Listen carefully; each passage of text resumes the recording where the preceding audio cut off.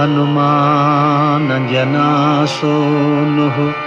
वायुपुत्रो महाबलः रामेष्टः फल्गुणसखः पिङ्गाक्षो अमितविक्रमः उदधिक्रमणश्चैव सीताशोकविनाशकः लक्ष्मणप्राणदाता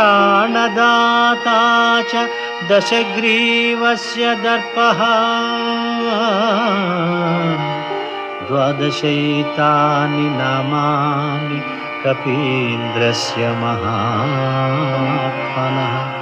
स्वपकाले पठेन् नित्यं यात्राकाले विशेषतः तस्य मृत्युभयं नास्ति सर्वत्र विजयी भवेत्।